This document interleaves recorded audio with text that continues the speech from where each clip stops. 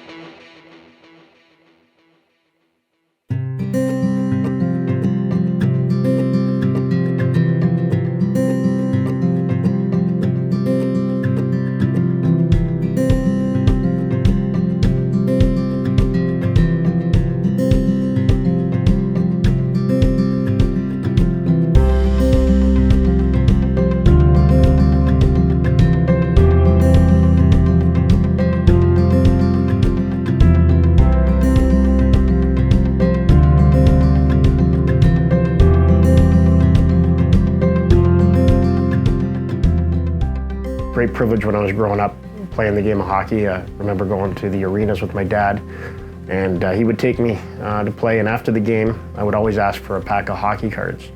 And I always looked forward to that almost as much as I did playing the actual game. And especially when you'd open up those cards at the end, I would always hope to get the hometown Toronto Maple Leafs. One pack turned into two turned into five, and every week I would look forward to getting them. Anytime I got an allowance, anytime I had any money, I'd run down to the corner store and buy a couple packs of hockey cards. Next thing you know, cards turned from one set into almost 100,000 sports cards at one point, where I had significant sets, and the collection had just grown to a point where I had pretty much everything that I wanted to in that area. So I found an interest in game used stuff. Again, going to the Maple Leaf Gardens as a young kid, walking in the front doors with your dad was incredible. You'd walk in and you'd see the pictures on the walls and the lifelike images as you'd walk in. It was almost like the ghosts would stand out at you. And some of my greatest memories were with my dad in the stands sitting in section 67, row F, seats 1 and 2 in the greens. I'll never forget that. My dad had brought home a hockey stick, and on that hockey stick they had one entire half of it shaved off, one side of it shaved off, where a bunch of the players had signed. And I thought, to me, that was the coolest thing, because you couldn't just go into the store, Sears or Simpsons or anything, and just buy something like that. You could buy a jersey, you could buy a t-shirt, but anybody could have that t-shirt. I like the one-offs, I like the one-ofs, one-of-a-kind, things that you just can't get in a store.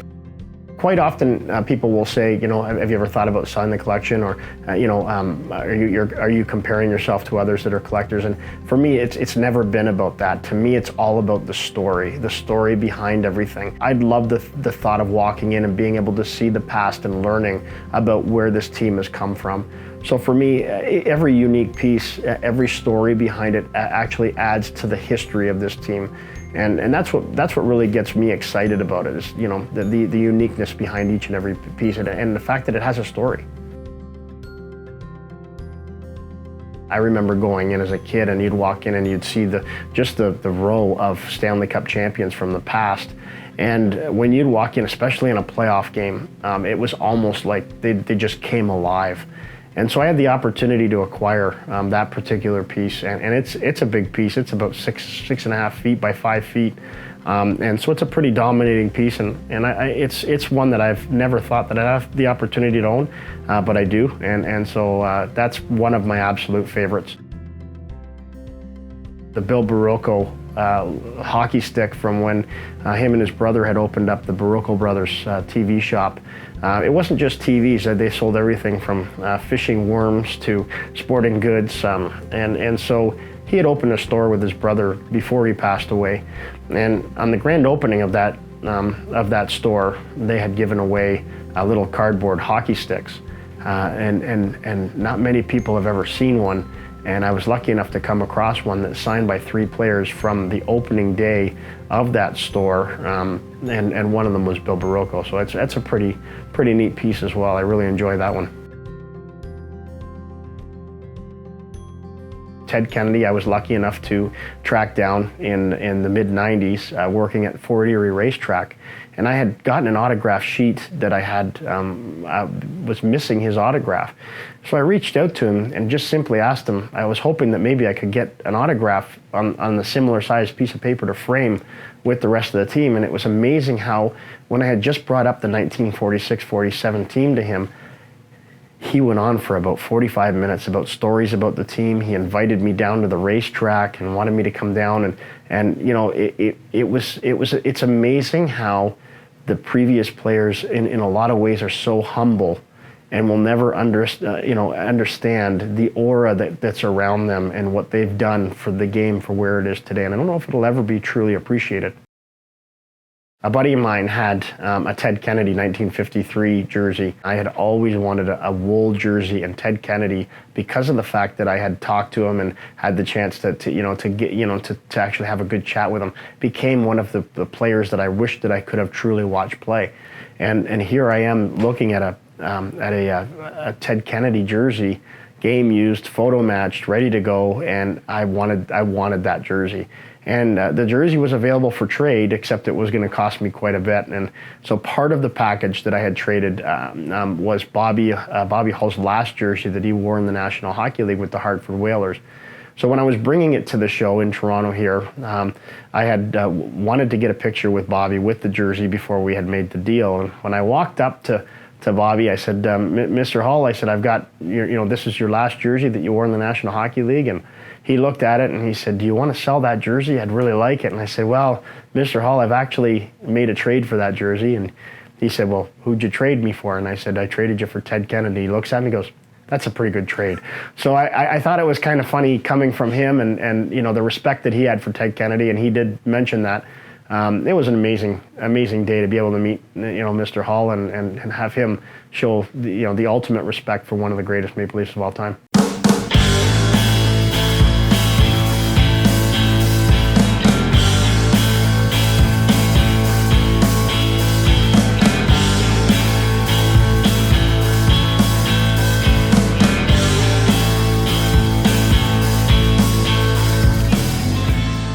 I was given a card and mentioned that Johnny had wanted me to give him a call. I was like, Johnny who? And he said, Johnny Bower. And so I was kind of taken back, because obviously one of the greatest, not only hockey players, but people of all time had wanted to come over and see my collection. And that was the day that I kind of realized that maybe I had something a little bit more than I had just realized. I'm still taken back when people walk down here and let me know what they think of the collection. I still see it as just my kind of fun junk put together. And to have Johnny Bower on the phone, and what a privilege it was to speak to him on the phone, and how excited he was to want to come out and see the collection that I had and talk about some of the pieces that I had. That was amazing, and unfortunately I was one of the last people to speak to him before he was hospitalized, and we lost him, unfortunately, and lost a great person. The Johnny Bower net, the one really unique thing was that after he had passed away, I had posted on social media that I was lucky enough to speak to him before he had gone, and it was really sad that I never got a chance to actually have him over. And a gentleman had reached out to me from Columbus, Ohio, and had mentioned that he had a net that Johnny Bower had protected for 13 years in Columbus. And he'd bought it for his dad, who's a big Cleveland sports fan, and they couldn't fit it in the house. So it had been sitting outside for many years. And so he had taken the netting off, and it had been sitting out there, and it was basically deteriorating and getting to a point where it was almost ready for the scrapyard. Immediately the next day I rented a U-Haul and made my way down non-stop down to Columbus, Ohio to pick up this net and come back. A lot of people thought I was crazy, especially the guy at the border when he asked me what I was doing. And I said I had just come down to pick up a hockey net. And so it was an interesting one, and drove down as quickly as I could, got it back, and then conducted a full restoration. It was past the point of trying to keep the original, it in its original state. So it was required for a full restoration, and so I managed to put it all back. I took a lot of pride in it, and it meant a lot because obviously the influence that someone like a Johnny Bower had on not just as a hockey person, but if you hear the stories that he, what he did for kids and the constant, charity work that he did, I'm honored to have anything that belongs to him in my collection.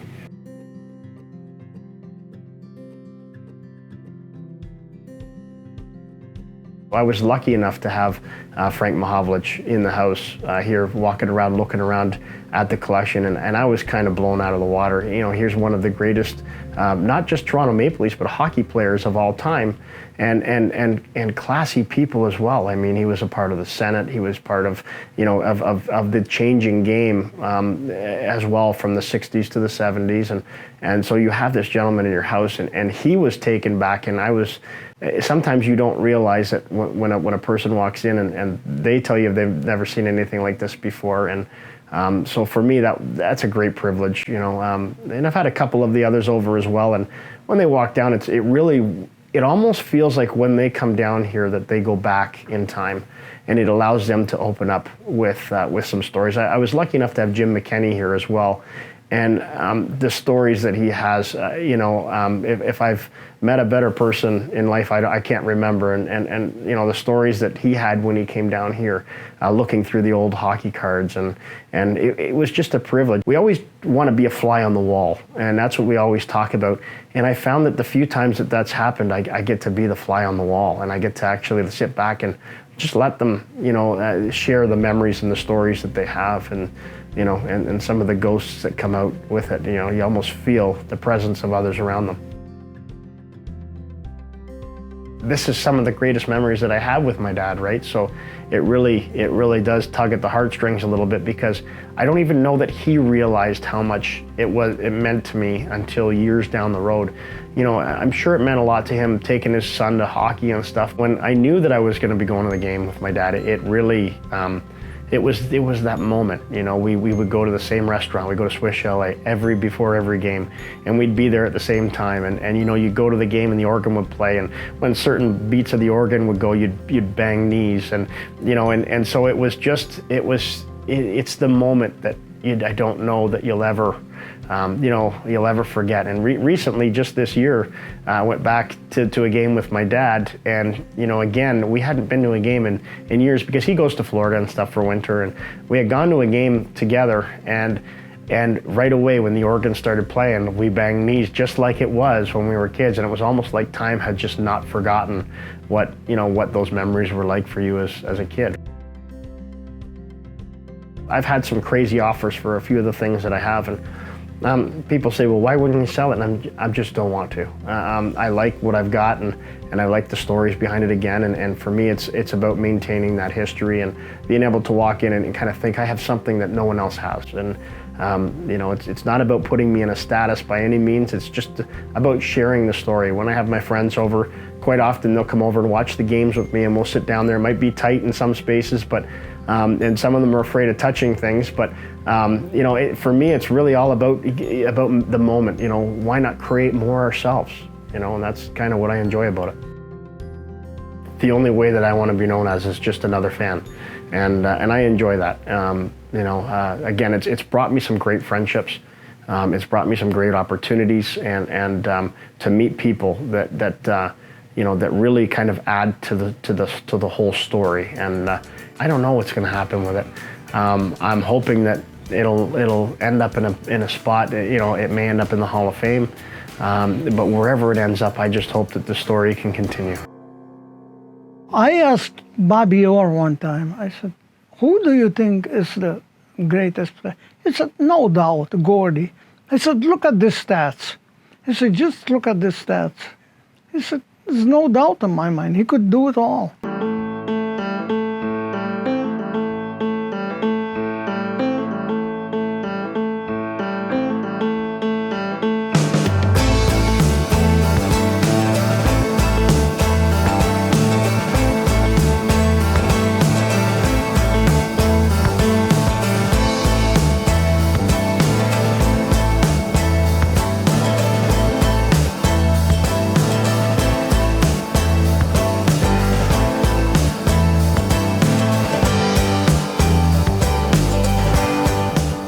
I've been collecting for about 60 years at least. And we used to go down at Olympia and go down in the basement. They used to let us go, as they would come out of the dressing room, they used to sign for us. And, there's one guy that always just didn't like signing is Terry Sawchuk. He was kind of different.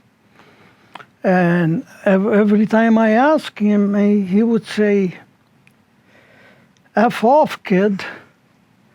Well, I had a program that I have everybody, and I still got it, every signature, every Roger Crozier. And I kept asking him, and that kept telling me the same thing. And Gordie was behind him one time, and he said, hey, Terry, he said, what does Jack Adams tell us? To sign for the fans because they pay our way. He said, you sign it for the kid, and I'm going to break both your legs and arms, and you'll never play hockey again. And Terry took it from me, and he's cussing me like he don't believe, but he signed it, and I still got it.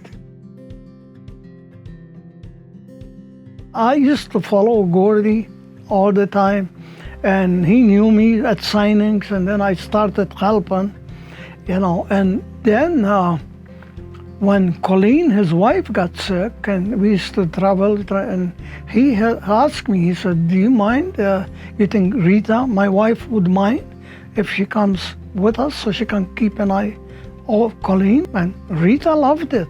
And that's really when we really became really good friends.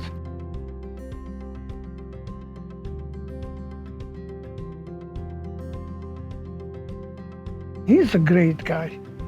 Had patience with kids. When the kids used to notice his van in the neighborhood, they used to come running, knock on the door, and sometimes I had, like 20 kids are over, and he used to start playing street hockey with them.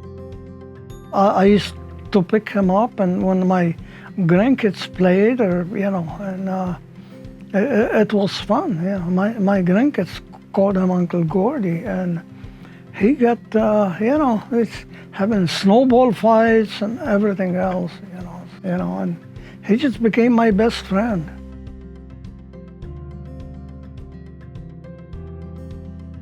I remember one time when Colleen started, getting sick, Gordie got her a little puppy.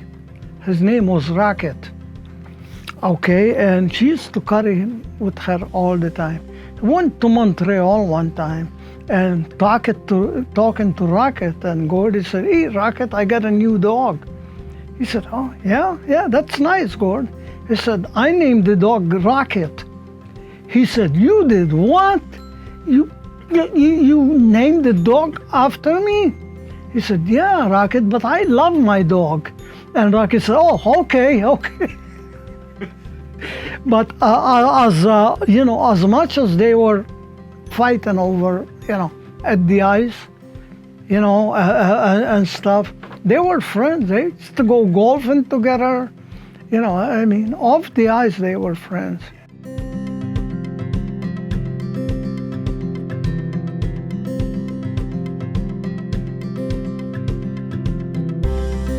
When my wife was alive, I started putting stuff in the hall, and all she did was look at me. Okay, I understand. That's your space. I won't take it.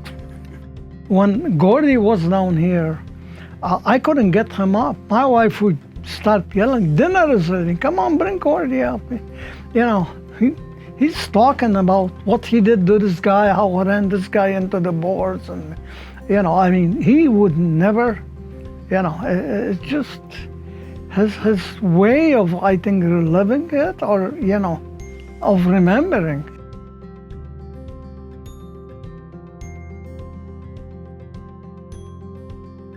The game news stuff, that's the real stuff. Wayne Gretzky skates, that he wore those when he was winning the cups and with the Oilers, 83. Then I got a pair of old Bobby Orr skates, really old, that are there. And I wouldn't, I'll pass those on to my kids. I got Gordie's rookie stick, and they've been offering me tons of money for it. I just won't part with it. And that's the only one. I was asking Marty, I said, do you guys, I know they have a lot of milestone sticks, right? They don't have that one. I got the only rookie stick, his one rookie stick. He said he used it for 3 years. And he marked it like that for me. Can you imagine using a hockey stick for 3 years? He used to cut his sticks right below the, he liked them like below the chin. And he used to tape them himself. And another thing he used to do, put tape on the bottom, like really thin rolls of tape. Every time he scored the goal with that stick, he would take one off.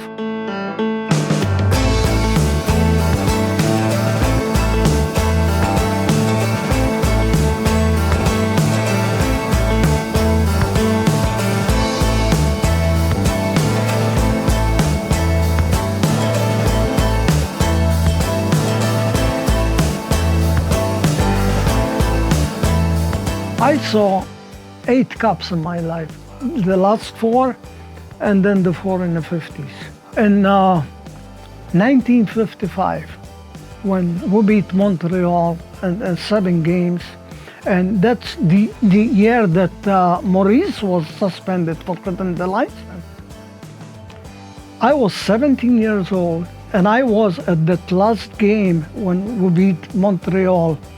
I think it was 3-1. It was Gordie got the winning goal, and Alex got 2 goals in that game. And that was when Ted Lindsay picked up the cup and went around the ring. That's the first time I touched the Stanley Cup from the chicken wire they had at Olympia.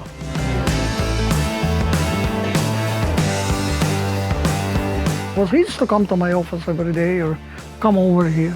Gordie would sit on one side of the couch having his ice cream and apple pie, his favorite. He would have it with breakfast, lunch, and dinner.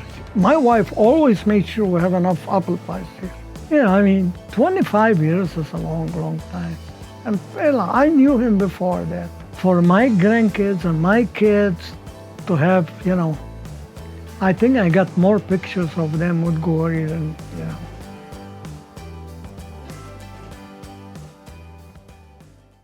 I had spent a whole day with Gordie in Sylvania, Ohio, the week before he passed away.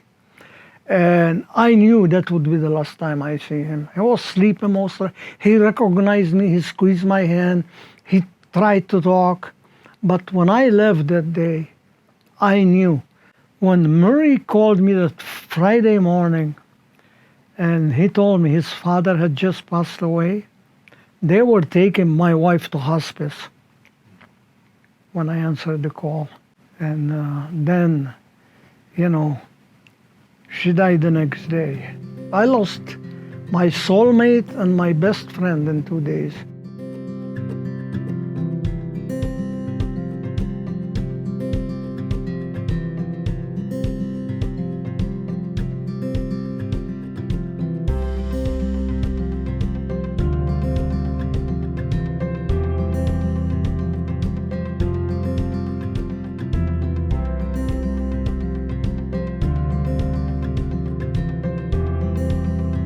I like the hockey stuff and going, but his friendship means more to me. I never would have met Wayne Gretzky or Mario Lemieux, Sidney Crosby, and all these other great ones. I mean, they were friends. John Bellevue, they're great. Bobby Hall, all of them, really. Just reminds me of the friendship I have.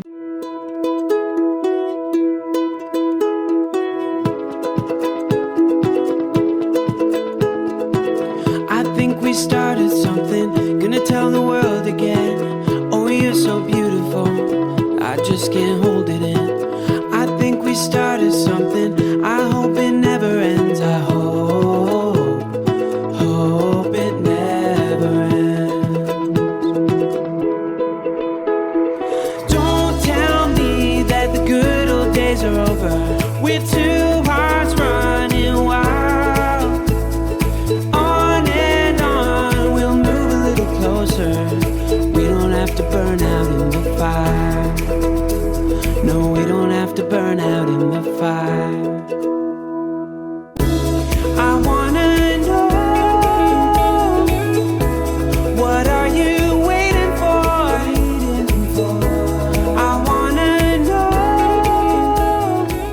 competitive.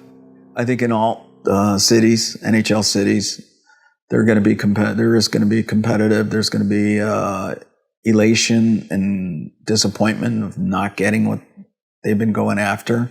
We've all been there, where a fellow collector has picked up something that we really were trying to get and just didn't end up getting it.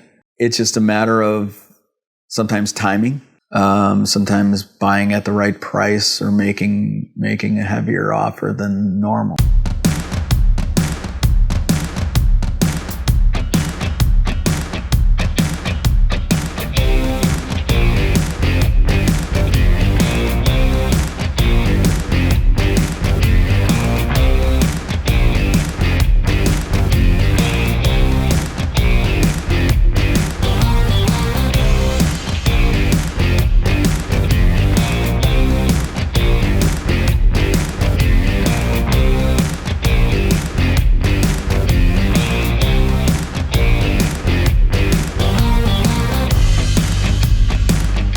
Started off playing hockey around 10, 11 years old.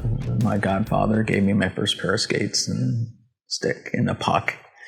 And I would just play, in pond hockey or and that. And then wanted to get a little more organized and ended up playing in house leagues and things like that. And then I moved up when I was 13 to my first travel tryout. And I had to beat my best friend to get on the team, in which I did, and he was not happy about it. In that organization, it was Chicago Saints, as they were called, and my cousin and Chris Chelios were already in that organization. So I kind of joined the group. I was a year older than them, so I was on the A team one year and then the B team the next, which my cousin and Chris would come up with that group. With a very elite group, very, very good group of hockey players. Chelios family is definitely a hardworking family, and both on and off the ice.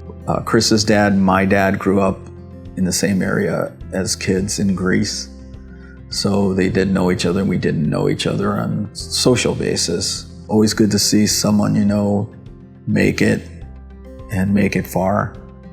In the '86 season, also we were invited to the game, and then afterwards to have soup and sandwiches with the Montreal Canadiens and Chris Chelios. So myself, my uncle, and my cousin and I went and sat down with Chris. His brother was there, and not a few other people, but other players were around us who were complete Hall of Famers. And we were just oblivious to who was around, like Bob Gainey, Robinson, Patrick Roy, who was a young lad just getting into that season. And then eventually they won the cup that year, which was kind of unique. And it was like, you get soup and sandwiches with those guys. And I spent time at Gunzo's, was the customizer for a long time, just hanging out and watching these guys work, cutting tackle tool numbers, by hand. Putting jerseys together, and I saw a lot of that there. I even, while hanging out, was asked to run items down to the Chicago Stadium, and I'd hang out there for several years. And eventually I got the itch. It's like, I'm 22 years old, and I'm like, I need to get a Blackhawks jersey. It's like a game-worn jersey. Didn't really get one, but my first jersey was a 82-3 Steve Shutt Montreal Canadiens. Which I bought and had a hard time selling. You got to remember, social media was non-existent. Writing or actually having phone conversations with other people, dealers or collectors, was the only way to get things done. Eventually, I do obtain 85 playoff meshes through a team source, and that's kicked off my situation, so to speak, for the Hawks, because I've always wanted Hawks. So, and I was never able to get them. So eventually, my need and want was really starting to resonate. I wanted to get these jerseys, and I had special players that I really liked, like Al Secord, Dennis Savard, Steve Larmer, as they were infamous lines. So I started to try to find people that had things. The very first I got was the 93-4 red with the alternate, which is featured in Sports Collectors Digest. Actually got it off of an employee for a good amount. He says, since it's all beat up, I'll just sell it to you for X amount of dollars. And I was like, I don't care what you ask for it. It's like, well, I want it. So since then, it's grown through various channels. One of them came from Patrick Waugh, so we did a purchase from him. One came from Bernie Nichols. I got to give Bernie some props here. He's a good guy. And they come from anywhere, basically, just from just eBay to collectors or just player direct.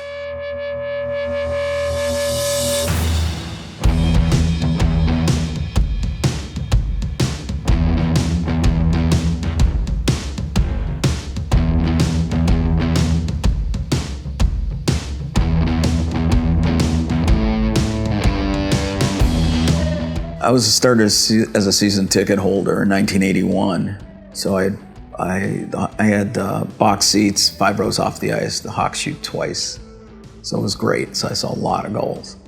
Seeing everybody on the ice, it gave that energy. I enjoyed, obviously, the logo and the uniform is my favorite of all time, and always should be since I'm born and bred in Chicago. First, you start collecting just to collect. Then you start building criterias and sub-criterias to that. There's a mental library that I have that goes on certain criteria that every jersey has to meet. Most collectors have a little bit of this knowledge, and then there's some years there they're kind of a gray area situation where they're not sure why it was done or how long certain jerseys were worn. I've been called on numerous situations, like, for instance, I had to drive 2 hours north because somebody had a Bobby Hull jersey. And of course, I jumped in the car and ran and found out it was just a store-bought replica. And then I give the news to the gentleman that had it, and I go, it's not worth a whole lot. I go, it's sentimental to you, and you should hold on to it. The 87, 88 red jerseys, which had the home tomahawks put on there and became anomaly jerseys over many, many years. Nobody wanted to buy them. And then of late, they're the hottest thing right now to collect. When Gunzos didn't want to pay the NHL a fee, CCM does them. And basically just crests and patches and shoulder patches, everything. And then the customizations came later as far as nameplates and that. So they start out with the whites. Poor sower at CCM didn't realize that there are different colored tomahawks that go on the roads, and kept putting the tomahawks for the whites on the road jerseys. It became an obscure oddball set. And so they go to try to sell them. Nobody wants them because they're wrong. Decades go by, and it's like all of a sudden this shit takes off because it's an anomaly. Out of the 40, I have 4 in there, and there's about 5 more out there that other collectors have. So that's kind of the obscure set. From left to right, we've got a 69-70 Bobby Hull, 82-3 Al Secord, 92 finals Jeremy Roenick, and a 61 finals Al Arbor. The first 3 that I mentioned are the only 50 goal scorers for the Hawks, and the Secord and Roenick jerseys are the actual jerseys that they scored 50th goal in. Roenick, he's a 500 goal scorer. He hits the criteria for the Hall of Fame. There's evidence on all his jerseys that he wore that he, a lot of repairs, a lot of wears, a lot of scuffing, a lot of blood stains, and you name it on all those. Hawk Quarters was the team store, and they did a sealed bid auction this was the only jersey to be bid on the entire white set. So I ended up getting it. I was very happy with it and walked out of the store, and I forgot about all the other jerseys that they had, you know. So I go back about 2 days later, and then they had sold most of them at straight sale. So I missed my Chris Chelios finals jersey there. So I'm disappointed with myself. I'm not thinking, because I was so excited to get the most exciting Blackhawk, you know, on the team. It does get expensive. We're a small circle. There's new era collectors too, which are buying through marketing companies or dealers or directly from the team that do get these nice items, but they pay as much as a vintage jersey. Connor McDavid jerseys are in the mid-teens. Matthews in the mid-teens. They make more of them than they will Jeremy Roenick or Chris Chelios jerseys. The way to collect is that, you know, we try to buy at value, and we try to buy it at something we could live with, and then we overpay. The overpay is gonna have a lot of emotional attachment, or for one reason or another, you were at this particular game and you witnessed something. My thing with the 92, I have a fondness for 92 Hawk Finals jerseys, and have a few others besides that, and the red mate to the Roenick, which I never thought even existed because I thought Jeremy Roenick had it. And I was offered by a hockey jersey dealer this situation, which I completely jumped on immediately. So you never know when things start turning your way. Same with the El Arbor Finals. I drove 2 hours away from here to a sports auction. This was the only hockey jersey was there, and I knew after passing up on Earl Balfour that I was not going to let this one get away. So I've only seen two, and I own the one out of two. So it's a very unique year too, because it's actually my birth year, 61. When I turned 10 years old, my father surprised me with a pair of tickets to go see the Hartford Whalers. And that was our local team at the time. They were playing the Calgary Flames. It was March 20th, 1983. Game, I believe, ended in a 2-2 tie. I remember watching the game, and I said to my father, you know, I'd really like to catch one of those pucks on the ice. And when we were up during intermission, somebody knew him, my father, one of the security guards that worked actually down on ice level, you know, where the players walk in and out. And I heard my father say to him, "Hey man, I need a puck."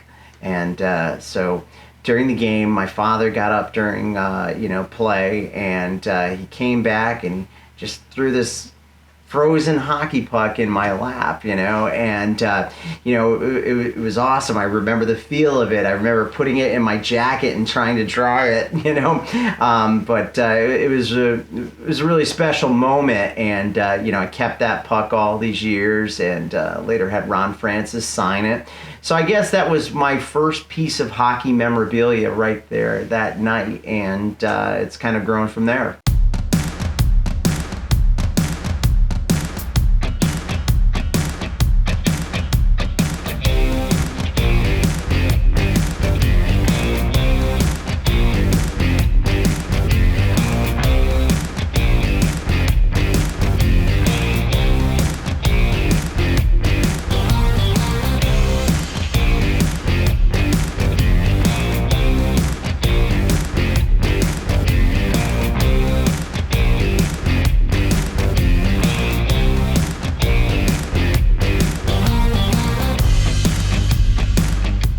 I remember being in the car with my father, and he said to me, "Hey, do you like Wayne Gretzky?" And I said, "Who's Wayne Gretzky?"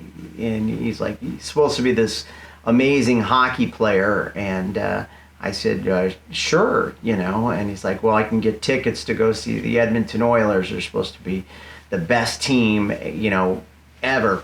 And so I said, yeah, great. So my father got tickets to see the Edmonton Oilers, and I began to follow, this guy, Wayne Gretzky, and see what he was all about. And I just, as any kid would do, you want to root for the winner. And the Edmonton Oilers had this flashy, amazing style of play with this colorful cast of characters.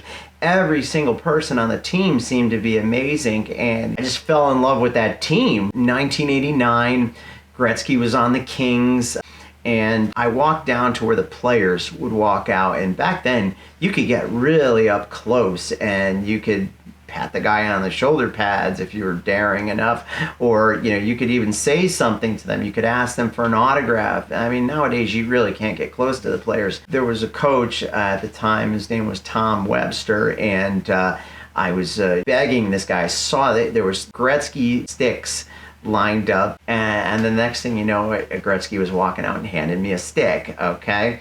And I'm like, wait, I gotta get you to sign it, but he was already back in the locker room. Later on in that season, the Kings came a second time. I went to follow the players after the game. They would stay at the hotel nearby, so you knew that after the game, they'd be eating in a local restaurant or walking to a bar or something like that, and you could get an autograph. So I walked up to one restaurant, found Wayne Gretzky, had him sign a bunch of cards. Bernie Nichols walked in and said, hey, Wayne, do you want to get something to eat? And he said, sure. And they sat down in a booth. And I only lived 20 minutes away. And I said to my grandfather, I said, Grandpa, we got to go home and get the stick, okay? So my grandfather, he got us in the car and he flew. We flew back to the house. We got more cards. We got the stick. We got a Polaroid camera, as you see. We have that Polaroid of me and Wayne Gretzky. We got back there. I ran up to the restaurant. I was huffing and puffing, and Gretzky said, "Easy, guy, easy." He took the stick. He said, "I wonder if I've got some more goals left in this one." He signed it beautifully. He signed all of our cards. I asked him for a picture. He allowed me to jump in the booth with him. Bernie Nichols got up, let me in the booth, and I got my picture taken with Gretzky. He didn't have to do that. Most people wouldn't do that, but he did. With all of my pieces, it brings back childhood memories, good memories. I remember my very first memory of Messier was I saw him in a press box at a Hartford Whalers game. He was a scratch that night, and he was way up at the top, and he was watching the game with a very intense look. I walked up and I asked him for an autograph. He took my cards. He took the bill of my cap, and he pulled it down so he could keep watching the game, okay, and sign the cards. He was that focused, that intense, that he pulled my cap down, but that was the memory, that stuck with me. To New Yorkers, he's known as the Messiah. He came to New York City and he did what no one else could do. He ended the 54-year drought of the Stanley Cup. He took the pressure and he embraced it like no other, and he was a leader like none other. And there's just a certain, magnetic personality that he has, and an intensity that he had that just kind of drew you in as a fan. That was the ultimate New York Rangers jersey to get. He is the greatest New York Ranger of all time. There's no question about it. So when I started collecting jerseys, I thought, wow, wouldn't that be amazing to have a Mark Messier jersey, game worn. Little did I know it would cost more than, your average car, but I wanted it, and I was willing to do what I had to do to get one. Game 1 of the 1994 Stanley Cup Finals, I remember seeing him walk into Madison Square Garden. I was out in the lobby area, and he walked up. Nobody even noticed him. It was like maybe 1 PM, and he just walked into Madison Square Garden. And I went, "Hey, there's Mess!" And everyone just started cheering, and he got this unbelievable look of happiness on his face, this excitement. And those memories, they don't go away. Yeah, I mean, you remember things like that. One year I was chosen to get a blue shirt off the back of a Rangers player. And, the Rangers player, it's not the end of the last game. They wear a jersey for one game and they hand it to a fan. And I remember getting that jersey and saying to myself, man, I really wish this was Henrik Lundqvist, and I didn't realize that, hey, these things are available. You can buy these things, you can find them, and I got involved with the Facebook forums, and I had a bunch of baseball and hockey cards, signed baseballs and things like that. And I began selling off a lot of that stuff to buy the stuff that really mattered to me. And I kept saying, oh, geez, once I have a Messier jersey, that's it. I don't need anything else. I've got the Messiah. Well, that changed to trying to get other players from the 94 team, which changed to trying to get the Edmonton Oilers, that I grew up cheering for. And it's almost like you're trying to reassemble the team, or you're trying to reassemble a team, and like with hockey, you're never done. You're always trying to get, better players on your team. You're always trying to trade jerseys for things that you like more or mean more to you, not necessarily a better jersey, but, something that just would mean more to you. I recently owned 3 Mark Messier jerseys, and I recently sold one of them off so that I could get the Grand Fuhrer. Now, Messier and Grand Fuhrer are very, very comparable in terms of they're both Hall of Famers. They're both legends. One is not better than the other. However, I had multiples of one thing, and I had the opportunity to get something that I didn't have, someone that I used to root for. I actually found that jersey on eBay, and it was just being sold as a Marcel Dionne game-worn jersey. There was no provenance with it. There was no paperwork with it, and there were not very good photos of the jersey up there. So I'd asked the seller for more photos of the jersey. He sent them to me, and I saw team repairs on it. I saw a lot of stick marks, and then I started searching the internet to see if I could find pictures that matched those stick marks, or a photo match as we call it in the hobby. And the first picture I pulled up was the picture of him and Phil Esposito that you see right there.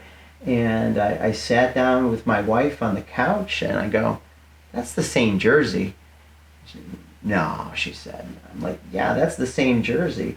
And then I called up one of my friends and I said, take a look at this.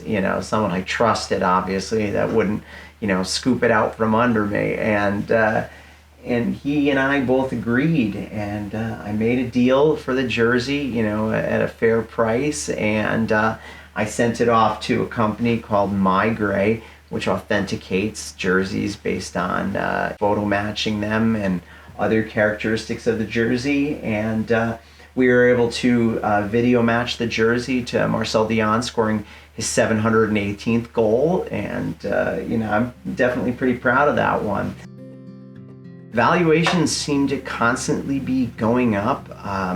There is a demand. Collectors keep reflecting back, like I have done, on the players that they watched when they were younger, and there is definitely a demand for that vintage or older or premium item. Something like a Connor McDavid jersey, which is a wonderful jersey that many people would love to have. Every single jersey that man wears will most likely be sold unless he keeps it himself. So there's constant that flow of the jerseys entering the population, and if you have the money, you can get it. Whereas with the older stuff, you have to find it, you have to get someone who's willing to give it up, or you have to compete for it in an auction. And these auctions, these premium auctions, they last a month, where you'll sit there for that whole month and you'll be checking that auction every day, and you keep saying to yourself, oh, I think I can get this, I think I can get this. But then that night the final night comes along and it quickly jumps out of your price range, and you have to say, you know what, I can't really go any further on this.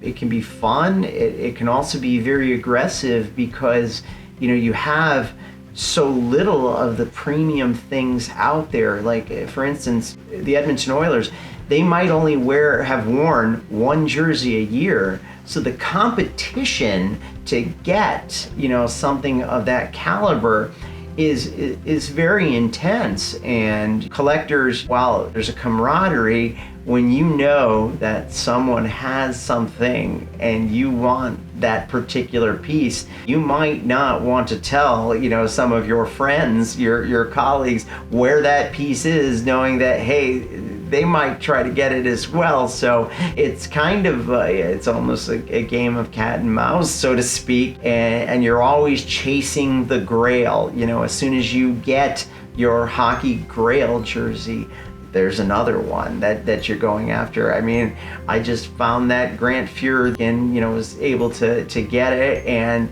I'm already thinking about the next one the next amazing jersey that I know of that I want to add to my collection. It's obviously Gretzky. His jerseys are the most in demand. They're extremely expensive. I mean, there's some of them that cost more than my house. I don't know that I'll ever, you know, have the means to own one, but I would love to. You know, that would be the ultimate. And I think you kind of keep working your way up to that. I'd like to own the core 4 of 94, as we call it. Messier, Adam Graves, who I have as well, Brian Leach, and Mike Richter. So I need a Leach and a Richter still. To have that memorabilia on the wall, every time I look at my 92-93 Messier jersey, I don't think about the money I spent on it. You know, I think about, wow, I have that on my wall. He wore that. This thing went through battles and wars. He scored goals in it. The trainer sewed up his arm on it. Just really cool. I mean, I think, you know, for a collector, there's nothing better than having a game-worn jersey. That's the pinnacle, I think. And you remember those little quarter football helmets you used to get in the gumball machines? I think it started with something as simple as that, and I loved taking that extra quarter and getting a football helmet and trying to get the whole set of teams, you know, and ice cream helmets when you go to the game with baseball games, you know, same kind of thing. I guess it's a way to be a part of the game for someone who never really got to be in the game.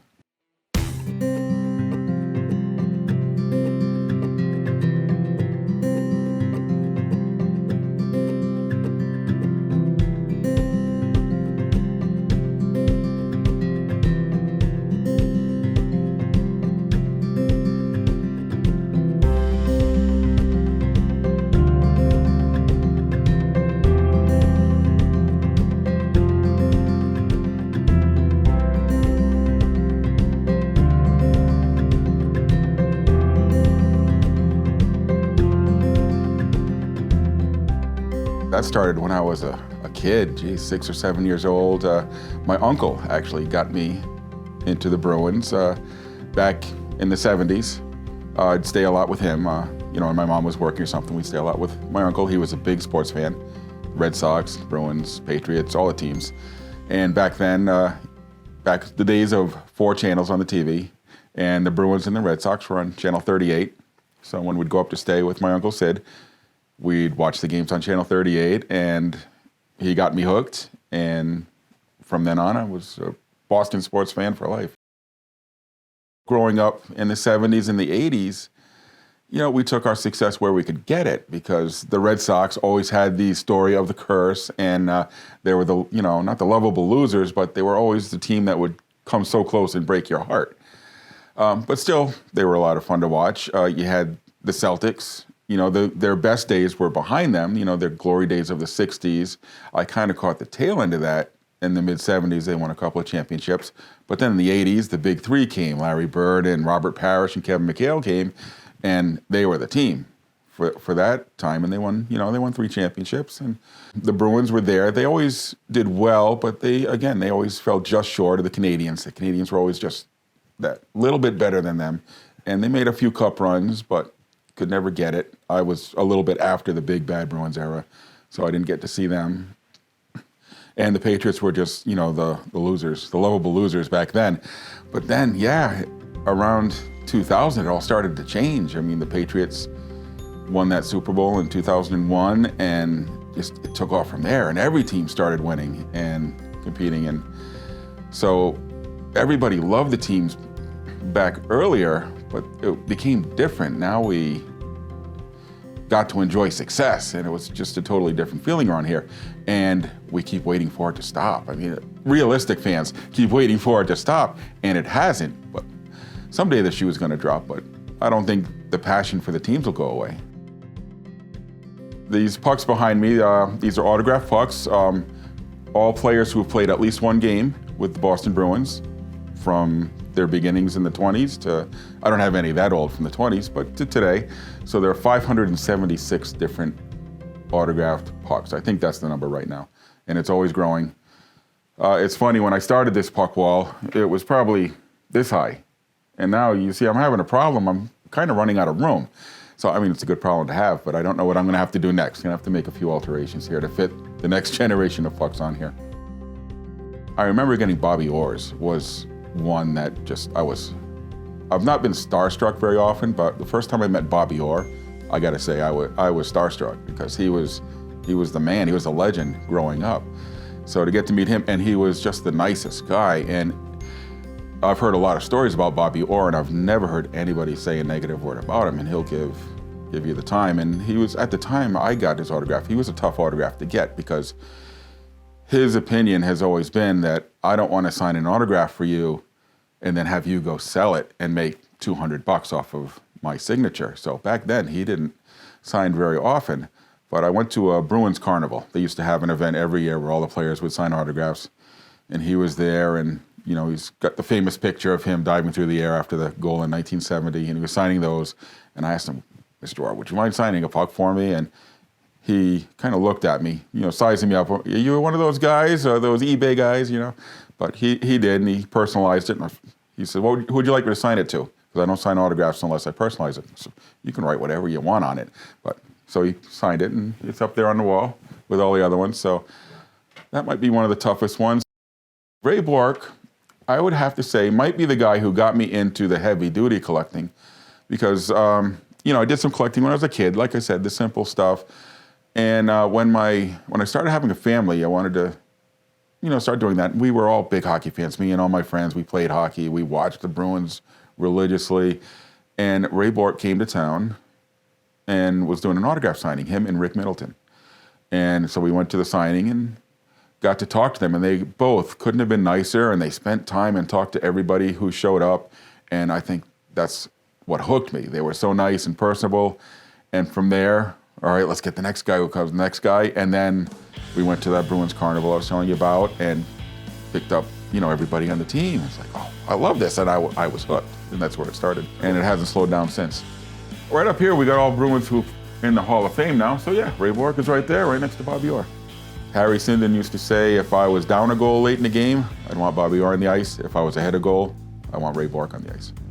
Another favorite, when he came in, he came in, again, not much was expected of him. They thought he had potential. And they traded Barry Peterson, who was a solid player, 30-goal-a-year guy. Traded Barry Peterson, got Cam Neely. Neely came in and just instantly was a hit. He just fit in, him and Adam Oates on a line, and he was scoring 40 goals a season and taking the town by storm. And he would fight, he would be physical, he could score goals. He was, again, a Boston player. He fit the mold. A good thing about living where I live is I'm close to Providence. So I catch a lot of these guys on the way up. So when they're playing in Providence, we'll get an autographed puck, and sometimes they work out, sometimes they don't, but then they make it to Providence and say, hey, remember when we got that? That was way back in the day. I think right away of Brad Marchand. When he started in Providence, he was not a big prospect. He was not seen as a guy who was going to amount to much. And I remember sitting down with him at one of the Bruins events, through Booster Club. They have events, you get to meet the players, you get to know them a little bit when they're younger. And I remember sitting with him, and he signed a couple things, and we got to talking, and I said, well, this is this is great. This will be, the big thing someday. And he says, well, yeah, if I can ever make it. So just, the humbleness, and that's something that hockey players have, and the humble and the work it takes and the amount of time. And everybody there is a great athlete, but not everybody can make that next step. Like Brad Marchand, from a fourth liner in Providence, made himself to one of the top goal scorers in the league now. My best stories from Providence are from 1999 when they won the Calder Cup, because that was a tough year for me. I mean, I got divorced early in '99, so really jumped into the Bruins with both feet. And they had a really strong team that year, and we got to know some of the guys. So being single and not having to go home right after the game, got to go out to the local restaurants after the games and stuff, and ended up getting to know some of the guys through hanging out with them.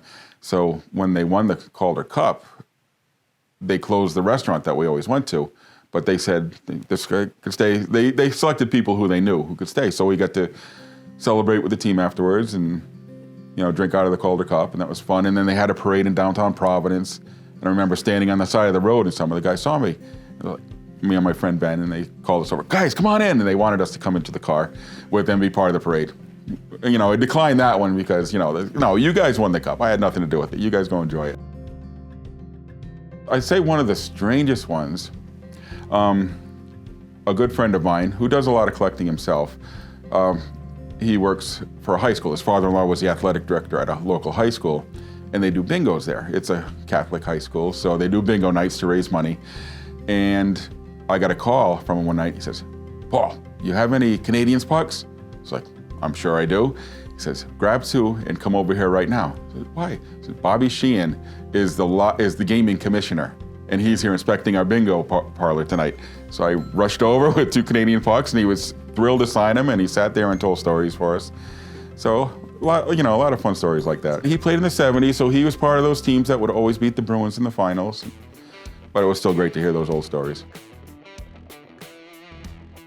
I'd say with the Bruins, more than the other 4 teams, our guys, after they're done playing, stay here. And you see them in the community, and you see them continue to live here and raise their families. A guy like Ray Bourque, a Hall of Famer, and one of the best players ever, my favorite player ever. And he's always said, Boston's my home. I mean, we were so starved for championships is that when he got traded to Colorado and won the Cup for the Avalanche, we held a big rally at City Hall for Ray Bourque, and thousands of people turned out. I know I was there. It's that connection. I mean, I'm never gonna step on the Garden ice and skate or, get to score a goal or anything. But, I've had every one of these pucks, every one of these pictures is a story where I got to sit down with somebody, sometimes for a long time, but sometimes for even for 30 seconds or something, and just have that quick connection. Watching hockey is best amongst other people. I try to recreate the atmosphere of going to see a game, basically. I know that not all of us are, able to go see a game. So the second best thing is to have, guys over here. Even if they lose, it doesn't matter. Just getting together and sitting in front of that television and screaming at the same time, or being, having all that joy at the same time. It's so euphoric. It just really makes hockey that much better.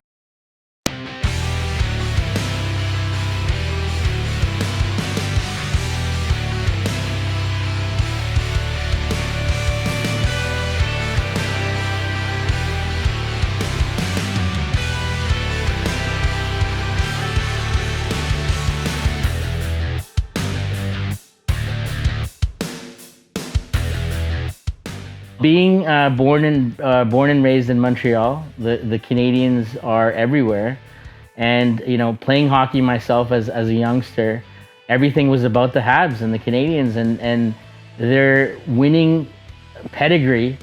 Sort of like it just it pushed everybody in this city to sort of like the Habs, and it was just something you wanted to be a part of, that winning atmosphere. This is the Habs cave, as everyone has coined it. It's a man cave that I just sort of started out building for the guys to hang out. And, I just was able to display all my memorabilia that I've been collecting over the years. And it's just become this great gathering place to watch Habs games. It started with hockey cards, basically, and as a youngster, being, born and raised in Canada, hockey is everywhere, and you play hockey, you collect the cards, you watch hockey. I remember, opening my first pack of hockey cards and having something sort of tangible in my hands that I can, turn on the television and see that player, but then have that player in my hand. It just sort of ignited this passion in me. As a youngster, I would start collecting, and I had nowhere to display a lot of this stuff. I just kind of kept it away. And I had a closet or a trunk full of this stuff, and I said, one day I will have the space to display this stuff, and I'll do it. And I did it. Like a lot of man caves I've seen, because man caves are getting larger, like bigger and bigger. People are making a man cave. It's just a lot of memorabilia and maybe a few seats and a little TV. I'm blessed to have the room to have all this. But again, my focus wasn't to, I could have just made it all a museum, but I have a lot more memorabilia that is not on display here. But I decided to sort of, focus on making it a place of like where people can hang out and watch the game first and foremost. And then everything else sort of filled in after that. This is where we watch the games, and I have about 25 seats here, so that all aimed to the television, and the focus is the hockey game. It always is. And again, during the intermission, that changes. Everyone gets a drink or whatnot and starts to play some of the games, and I enjoy the atmosphere and the sounds of the arcades, etc.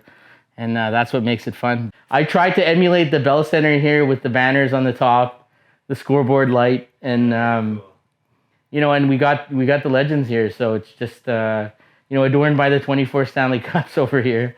I wouldn't mind adding another one, but one day that will happen, I guess. It's just a passion of mine, and I'm not trying to show off or sell anything.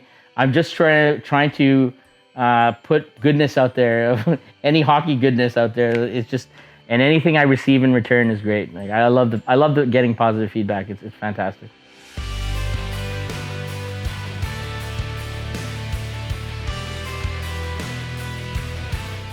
A lot of people like to challenge me. They said, do you have this player? Do you have this player? Somewhere in here, I have their autograph. Like I haven't cataloged it all, but it's got to be in here. So people are always asking me, what about this player? What about that player? Of course, Habs players. But somewhere in here, I probably have most of the autographs somewhere in there. I have a lot of seats from the original Forum. So I have 13 seats, lucky enough to have 13. Having 4 in a row is pretty... It's a good find to get 4 in a row, because that's a tough get. On the back of them, you could see the different layers of paint that they've gone through. They're coming to 100 years old, these seats. So, and what's great is I have a seating chart, an original seating chart from the Montreal Forum. So a lot of the seats that I have down here, I can track, and you could see where they were. People always ask me, what happened to these seats? What are people doing to them? I'm like, they're 100 years old. I mean, they've seen the Beatles, Muhammad Ali, they've seen the Rolling Stones. They've seen all 24 Stanley Cups, so it's just, I think they're amazing to own, and I'm really lucky to have them. Here's a rather unique piece, which is a divider from the old Montreal Forum, section 118. So this is kind of unique. It weighs a ton. Traveled quite a distance to pick it up, but I was happy that someone reached out to me and said, hey, this might look good in your space, and I was happy to rush out there and pick it up. Ken Dryden mannequin. I like the fact that he's kind of keeping guard over here, but it's a classic pose, and it's just so Montreal Canadiens. Putting stuff like this together is a lot of fun. Scouring, the internet and having people, contact people. Hey, do you have a glove? Do you have a blocker? The pads I acquired by a gentleman in Quebec City, and the blocker and glove came from like another place in Ontario. So it's putting it all together like a puzzle is a lot of fun. This Stanley Cup here is something else that I like to take around with me. It's a 2-foot replica of the Stanley Cup. I'm at about 63 former Montreal Canadiens players have Stanley Cup winners that have signed this. And again, I have a list, and so whenever there's a signing of a player that, former Habs player that has won a cup, I take this out and I bring it with me. It's got a little velvet bag, take it out, and so like it gives me so much pleasure to add more signatures to this guy. It's fun to like still be like as a child on a hunt, I know I'm an adult, but it's still fun to to just, find these players, get an autograph, I still feel joy. A lot of people thought it was strange or that I took it to this sort of extreme. It's hard for me to say no. If it's something I don't have and it's Habs related, pretty hard to say no. If it's, it usually I'll just take it and I'll figure it out.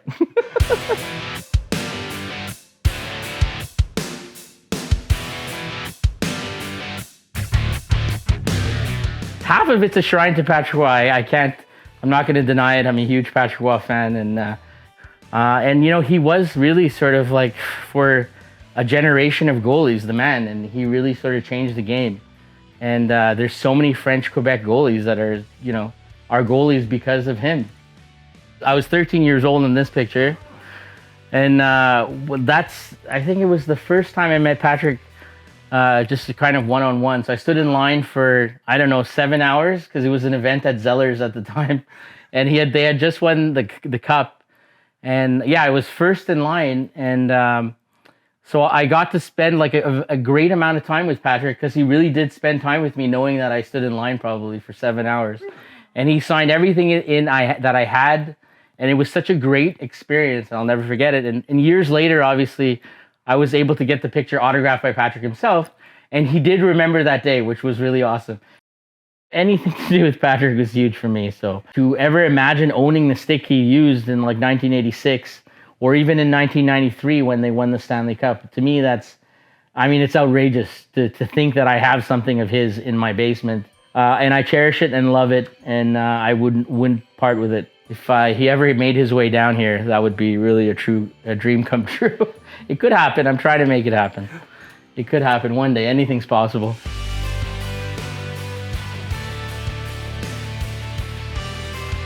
This is now art for my generation. I'm not like my parents where I'm buying a painting. I'd much prefer to buy a Patrick Roy autographed jersey and put that on my wall, and that's art to me. I mean, look how colorful it is, how beautiful it is. When it's framed and presented in such a way, I really believe it is like artwork. And it does retain value if you're talking about investment-wise. It does, it is an investment. I personally have never bought a piece because of its value. I've always bought it because I loved it and I want to share it, and it just makes me happy. But if it's worth something in the end, great. But at the same time, I'll never sell something. Anything I've brought into my basement it hasn't been for investment purposes. So if I've taken the time to sort of, bring something into this cave, display it, it's very hard for me to even make a trade. I feel guilty about parting with anything in here, even though I know, okay, I've traded and I've acquired something else. It's hard for me not to think about what I gave up for the new item. It's just hard. Like it's not something that, like I said, it's not easily. It doesn't come easily to me to give up anything in here. A lot of this collection is nostalgia driven because, who doesn't want to remember the good stuff? And I feel like when I'm down here, I'm surrounded by the good stuff. And when you come down here, and when I tell my friends to come down here, I'm like, put the rest of that stuff away in the upper level. You're down here, forget about all that stuff. Let's have some fun. Surround yourself with the goodness and the richness and the history of the Canadians, and let's just watch hockey.